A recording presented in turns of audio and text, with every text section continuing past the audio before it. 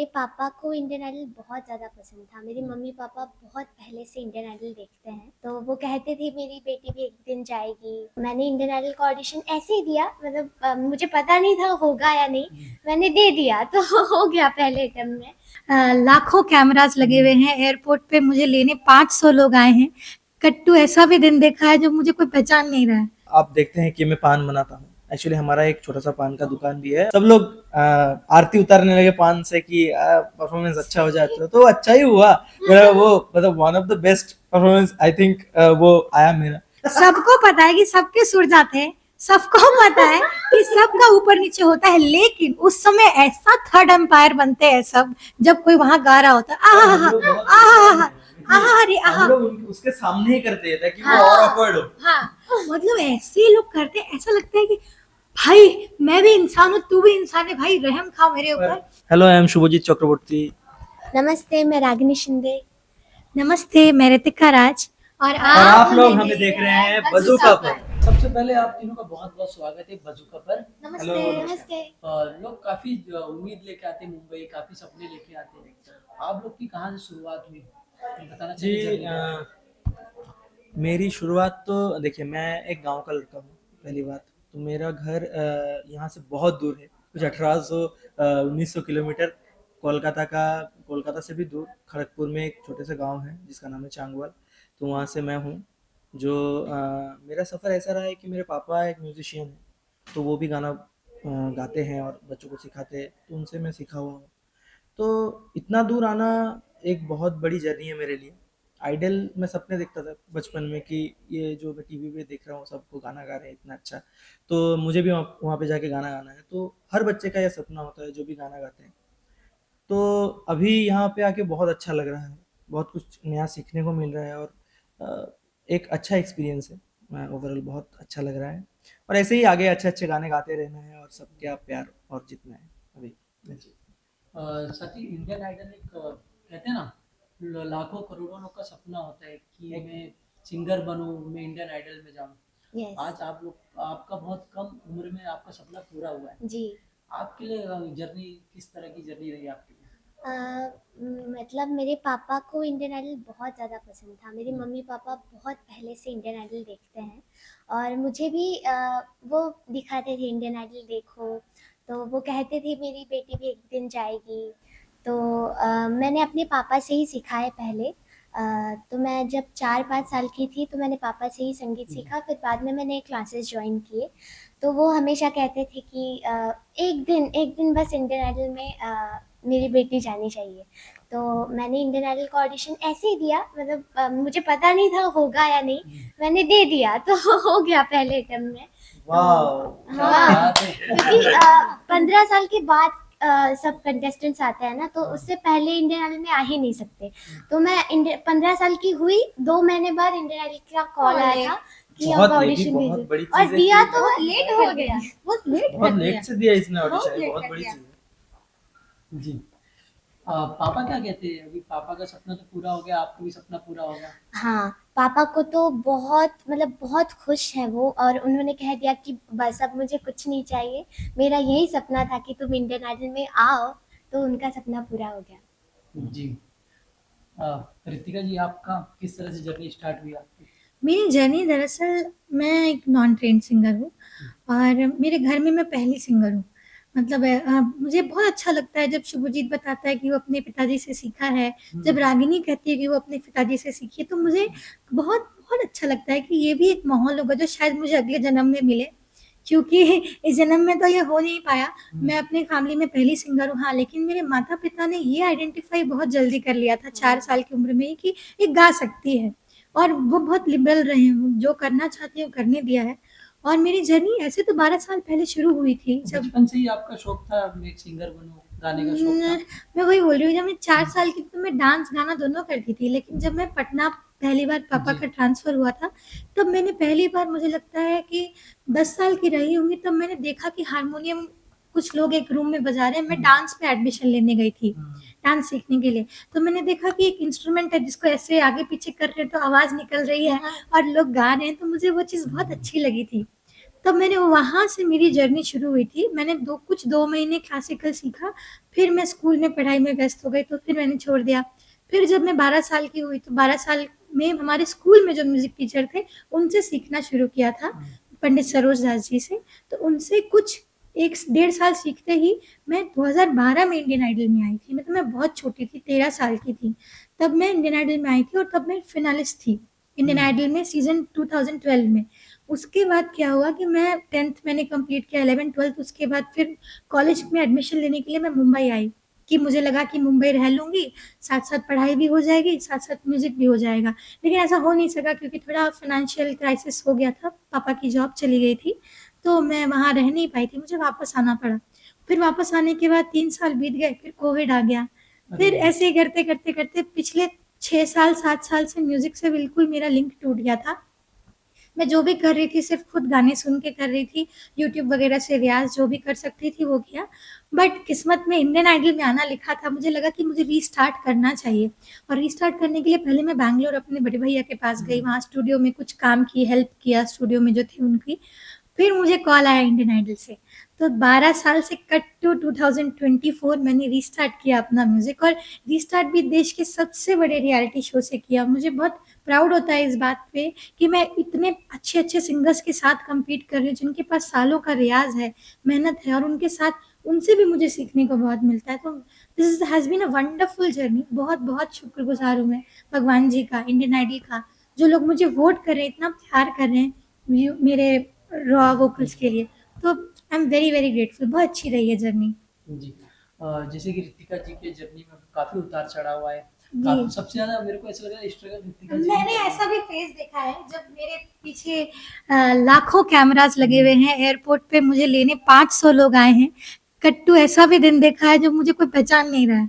तो things things now don't affect me, क्योंकि मैंने दोनों फेसेस देख लिए हैं। एक सेलिब्रिटी वाली लाइफ भी देखी है, और एक वो लाइफ भी देखी है कि एक सेलिब्रिटी जब खो जाता है, जब नो वन रिकॉग्नाइजेस देम, तब उनको कैसा लगता है। But thanks to my parents, जिन्होंने मुझे कभी अंतर ही महसूस नहीं होने दिया। अभी आपको मिल गई। जैसे कि आपने बताया कि आप पहले आए थे फाइनलिस्ट में, फिर आपने काफ़ी कंडीशन खराब हो गया था, आपने जॉब करने लगा, हाँ, जॉब की है। तो उस वक़्त का जर्नी बताना चाहेंगे? मैंने ऐसा मन में सेल्स कैसा में लगता है कि अच्छा एक नहीं सिंगर हूँ, लगता था, आप और जॉब कर रहे हो? ऑब्वियसली अच्छा नहीं लगता था, बट एक चीज़ मुझे मोटिवेट करके रखती थी, वो थी मेरी चाह, वापस मुंबई आना है, और मुंबई रहने के लिए पैसे चाहिए, और पैसे कहाँ से आएंगे, या तो आप जॉब करोगे या तो आप कुछ और करोगे।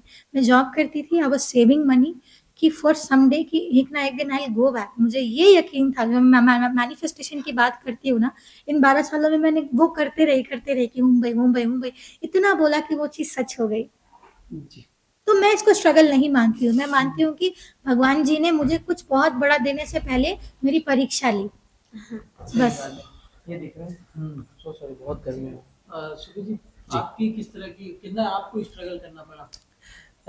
एक तो है कि मैं स्ट्रगल को स्ट्रगल की तरह से नहीं देखता हूँ, क्योंकि अगर आप गाने में स्ट्रगल ढूँढने लगे तो वो गाना कहीं न कहीं खो जाता है।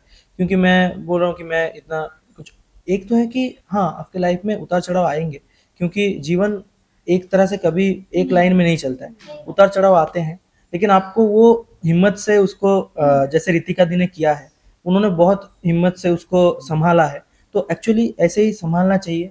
और हाँ, मैंने भी एक्चुअली मैं भी बहुत ही लोअर मिडिल क्लास फैमिली से हूँ। हमारे फाइनेंशियली बिल्कुल हम स्टेबल नहीं थे। तो मैंने भी कुछ एक रियलिटी शो किया है।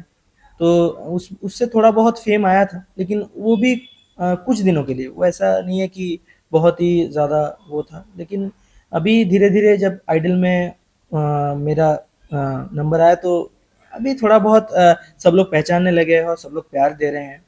तो ये भी अच्छा लग रहा है। और तब का टाइम जो देखा है कि थोड़ा बहुत मम्मी-पापा संघर्ष कर रहे हैं कि घर नहीं चल रहा है, प्रॉब्लम आ रही है बहुत सारी, फाइनेंशियली प्लस मेंटली, क्योंकि जब आपके पास कुछ नहीं होता है, आपका कैसे, हमको ये सोचना पड़ता था कि अगला दिन कैसे चलेगा। तो ऐसे बहुत सारी चीज़ें देखा है, लेकिन मैं ऐसा ही हूँ कि मैं कुछ सोचता नहीं हूँ। मैं हमेशा देखता हूँ कि मुझे आगे ही करना है सब कुछ। और अब जैसे मुझे मैं ऐसा ही हूँ कि मैं सोचता नहीं हूँ कि ठीक है, पिछला दिन था ना, अभी आगे का दिन क्या होगा वो सोचते हैं कि मुझे आगे बढ़ना है बस। मैं ऐसे ही सोचता हूँ, मैं स्ट्रगल को ऐसे नहीं देखता हूँ कभी। स्ट्रगल मेरा सबसे ज़्यादा बड़ा मोटिवेशन है। मैं एक बात ज़रूर कहना चाहती हूँ कि ज़िंदगी जीने का तरीका हमें शुभजीत से सीखना चाहिए, क्योंकि वो बच्चा ना लाखों लोगों के लिए इंस्पिरेशन है, क्योंकि उसके चेहरे से आप पता ही नहीं लगा सकती कि वो क्या-क्या फेस करके आया है और उसके बाद भी यहाँ सबसे ज़्यादा कॉन्फिडेंट और हर हालत में खुश यही रहता है। तो he is a person to learn. ये मुझे कहना था तो मैंने कह दिया। अरे, शुभजीत से ही सवाल है जी आप परफॉर्मेंस में जाते टाइम सब आपका नजर उतारने लगते हैं ऐसे कुछ वो और क्या क्या होता है फनी फनी मोमेंट्स एक तो आप देखते हैं कि मैं पान बनाता हूँ। एक्चुअली हमारा एक छोटा सा पान का दुकान भी है और एकदम तो मैंने पहले से ही बता दिया कि मेरा एक पान का दुकान है और वो अभी फिलहाल कुछ दिन क्योंकि मैं वहाँ पे नहीं हूँ तो थोड़ा उसका वो चल रहा है क्योंकि मम्मी ज़्यादा अटेंड नहीं कर पाती। मेरे दादू जो मम्मी के पापा है उनका तबीयत थोड़ा ख़राब रहता है। तो जैसे मैं पान बनाता हूँ तो वैसे ही मैं सबको पान खिलाता हूँ, जो भी हमारे गेस्ट आते हैं जजेस को मैं खिलाता हूँ। तो ये लास्ट एपिसोड में कुछ हमारा हमने गर्ल्स वर्सेस बॉयज ऐसा कुछ बॉयज ऐसा वो किया था, तो सब लोग आरती उतारने लगे पान से कि परफॉर्मेंस अच्छा हो जाता, तो अच्छा ही हुआ मेरा। वो मतलब one of the best performance I think वो आया मेरा। तो वो एक तरह से वो एक लक भी मेरा काम कर गया कि नजर उतारते हुए। तो ऐसे बहुत सारे फनी मोमेंट्स है। रितिका दी बताओ कुछ अच्छे अच्छे। मैं क्या बताऊँ, मतलब अच्छा फनी मोमेंट्स बताओ कि जो भी हुआ हमारे सेट में। कुछ हुआ बोलना तो बहुत कुछ और है। बोलना है ना। नहीं मैं बोलती जो हूँ, भी मैं कुछ अलग अलग। सबसे मजेदार अगर कुछ है तो इन लोग जो टिप्पणी करते हैं, जो गा रहा होता है उसके ऊपर, सबको पता है कि सबके सुर जाते हैं, सबको पता है कि सबका ऊपर नीचे होता है, लेकिन उस समय ऐसा थर्ड एम्पायर बनते हैं सब, जब कोई वहां गा रहा होता है आहा हम लोग बहुत आहा आहा अरे आहा। हम लोग उसके सामने ही करते हैं ताकि वो हाँ। और awkward हो। हाँ मतलब ऐसे ही लोग करते हैं, ऐसा लगता है कि भाई मैं भी इंसान हूँ, तू भी इंसान है, भाई रहम खाओ मेरे ऊपर। किसी के भी सुट जाते हैं आप तो लोग हमें ऐसा मत सोचिए कि हम स्ट्रेचिंग हाँ। करते हैं। नहीं हम सबको बहुत प्यार करते हैं, हम हाँ। मजाक में मस्ती में करते हैं। बट और जो उनको भी ये पता लोग होता है। बट जो ये आप सब ऐसा मत सोचिए कि हम स्लेच करते नहीं, बिल्कुल नहीं। सबको बहुत ज्यादा प्यार करते हैं, सबसे मिलके रहते हैं और ऐसे मजाक में बोलते हैं तो वो लोग भी मजाक की तरह ही लेते हैं। सबको पता है यहाँ पे, बहुत हंसी आती है और सब लोग करते हैं, ऐसा नहीं कि एक दो हैं, सब और जो लोग। वन लाइनर ये लोग मारते हैं सेट पे, हंसते हंसते हम सबका मतलब क्या है, मतलब और ये इतना बदमाश है। प्रियांशु अच्छा देखो सबसे बदमाश यहाँ बैठा हुआ है और वो प्रियांशु का नाम ले रहा है। दो लोग हमारे यहाँ पे हैं जो कि सबसे बड़े ये हैं बदमाश, वो है एक नंबर पे ये और दूसरे नंबर पे प्रियांशु। इन दोनों की बात बक बक बक बक बक बक बक बक पूरे दिन चालू रहती है और टिप्पणियां तो ऐसे देते हैं जैसे कि हंसा हंसा के एकदम दिमाग खराब कर देते हैं। तुम बोलो। आपकी कुछ है फनी मोमेंट नहीं, अरे एक भी नहीं है क्या बताऊँ मैं, ये लोग ये बताते अभी एक हैं। फनी मोमेंट हुआ जस्टिस के साथ, कि एक भी फनी मोमेंट नहीं। ये ले। लेकिन इनके साथ इमोशनल मोमेंट हुआ था। श्रेया मैम काफी इमोशनल हो गई थी उस टाइम पे। हाँ, जब मैं फूलों का तारुका, वो भाई बहन स्पेशल था और मेरे भैया भी आए थे और वो मेरा गाना सुन रहे थे, तो वो गाना सुन के श्रेया दी को भी श्रेया मैम को भी अपने भाई की याद आ रही थी, तो इसीलिए। अच्छा आपसे जानना चाहूंगा कितने सालों से पान बना रहे हो आप? मैं स्टार्ट शायद किया हूँ कुछ 2015-16 से। तो क्यों बीच मतलब क्यों start किया? पानी की फाइनेंशियली, क्योंकि फाइनेंशियल प्रॉब्लम था। एक्चुअली मेरे पापा का एक फोक बैंड था, तो हम लोग बाहर शोज करते थे। तो सब करके जब वाह क्या गया है तू, क्या चकर चकर करते हुए एकदम। हाँ तो मेरे पापा का एक फोक बैंड था, तो उसे हम लोग रन करते थे। तो जब वो धीरे धीरे धीरे धीरे कम होने लगा, शोज कम आने लगे, तो एकदम फाइनेंशियली बहुत ज़्यादा अनस्टेबल हो गए हम लोग। तो तब हमने सोचा, मैं मम्मी ने सोचा कि कुछ तो करना पड़ेगा जिससे घर चल जाए। तो फिर हमने सोचा कि सब लोग वहाँ पे ज़्यादा पान के शौकीन है, बहुत लोग पान खाते, तो बनाते एक दुकान लगा के। तो फिर वो बैठने लगे, तो कुछ दिन चलते चलते थोड़ी सी जान पहचान हुई, तो थोड़ी बहुत सेल होने लगी। पर वही कि 2-4 साल बाद वो कोविड आ गया 20 में, तो वो हमें बंद करना पड़ा।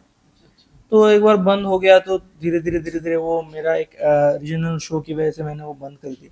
मम्मी भी नहीं बैठ पाती थी, कोविड की वजह से कोई नहीं, वो सेल कम हो गया। फिर धीरे धीरे फिर से ओपन किया, तो अब चलते चलते अभी इंडियन आइडल हुआ, तो अभी अभी तो डबल वो इसका एक अलग से वहाँ पे नाम बन गया कि आइडल का बंदा पान बेच रहा है, तो वो एक अलग है। तो ऐसे ही चलता रहा पान का वो जो चलता है वैसे। ऐसा कौन सा सिंगर है जिससे आप लोग इंस्पायर बहुत होते हैं? एक बहुत ही बड़ा सिंगर है जिनका नाम है कृष्णदास चक्रवर्ती, मेरे पापा। ये तो पहली बात है। यस यस क्योंकि उनके पास से मैं सीखा हुआ हूँ, तो पहली इंस्पिरेशन तो वही है। और बाकी अगर हमारे बॉलीवुड के सिंगर्स के बारे में बोला जाए तो ऑफ कोर्स श्रेया मैम, एक तो वो मेरे बहुत ही ज़्यादा फेवरेट, जो मतलब फीमेल सिंगर्स में से बहुत ज़्यादा फेवरेट सिंगर है मेरी। जो मतलब मैं चाहता था कि मैं कभी तो उनके साथ कभी तो एक बार 2 लाइन गा लूँ, तो वो यहाँ पे आके मेरा वो पूरा हो गया, तो मैं बहुत खुश हूँ। तो और अरिजीत सर को बहुत बहुत अच्छा लगता है उनका गाना। सोनू सर, सोनू निगम बहुत पसंद है। तो ऐसे देखने जाए तो सारे जो अलग अलग मतलब उनका जो स्टाइल है, तो उनको मैं अलग से नहीं बोल सकता कि ये कैसे हैं वो कैसे हैं। उनका अलग अलग अलग स्टाइल होता है सभी का, तो हर एक जॉनर में हर एक पसंद है। अरिजीत सिंह, सोनू निगम, ऐसे बहुत सारे लोग बहुत। आप किससे इंस्पायर होते हैं? मैं भी अपने पापा से ही और इंस्पायर हुई हूँ। एक बात बताना चाहता हूँ, और मेनली जो है जो मतलब बॉलीवुड के अगर देखने जाए तो पहले के सिंगर जो कि मतलब मैं कान पकड़ता हूँ, मैं नहीं बोला, किशोर दा, रफ़ी साहब, लता जी, आशा जी, मतलब इन इन लोगों के नाम मैं नहीं लिया, ये ये पहले रखना प्लीज़। तो ये लोग जो मतलब शुरुआत के सिंगर्स है वो बहुत, उनका भी गाना मैं बहुत सुनता हूँ। ये लोग भी आइडल रहे, और बाकी बाद में जो आए हैं उनका भी बहुत मैं सुनता हूँ और उनको मानता भी हूँ। हाँ, तो मेरे लिए मेरे पापा बहुत बड़ी इंस्पिरेशन हैं। तो हाँ, तो वो भी एक सिंगर है, वो लोकल शोज़ करते हैं। तो उन्होंने मेरे लिए वो सब कुछ छोड़ दिया क्योंकि मुझे क्लासेस लगाए, मुझे सिखाया। तो हाँ, तो पापा ही मेरे लिए बहुत बड़े इंस्पिरेशन हैं। और लता जी हैं, आशा जी हैं, और श्रेया मैम भी है, वो भी मेरे लिए बहुत बड़ा इंस्पिरेशन है। वो भी बचपन में ऐसे ही रियलिटी शोज़ करती थी। मैंने उनके बहुत वीडियोज़ देखे हैं उनके बचपन के, तो वो भी मुझे बहुत इंस्पायर करते हैं। रितिका जी आप? मेरी सच बताऊँ तो सबसे पहली इंस्पिरेशन जो है वो लता मैम है और आशा जी हैं, क्योंकि मुझे लगता है कि अगर इन दोनों को अच्छे से सुन लिया और इन दोनों को 20% भी फॉलो कर लिया तो आप अच्छे सिंगर बन जाएंगे। और उसके बाद मुझे जब मैंने गाना शुरू किया था, क्योंकि समय के साथ आपकी वोकल टेक्सचर बदलती है, तो उस समय मैं बहुत बहुत बुलंद आवाज़ में गाती थी, लेकिन और अभी जो गा रही हूँ उससे भी 2-3 ऑक्टेव नीचे गाती थी। तो मुझे उस वक़्त ऋचा शर्मा जी बहुत इंस्पायर करती थी, क्योंकि उनकी जो वोकल टेक्सचर है वो मेरे से मैच करती थी बैक देन। फिर थोड़ी-सी बड़ी हुई तो श्रेया दी। तो अब मेरी जो मेन इंस्पिरेशन है, जिनकी तरह मैं गाना चाहती हूँ, सच में वो श्रेया दी ही है। क्योंकि मेलोडी, रेंज, डिलीवरी, हर चीज़ की क्वीन है वो, अल्टीमेट सिंगर है, तो श्रेया दी।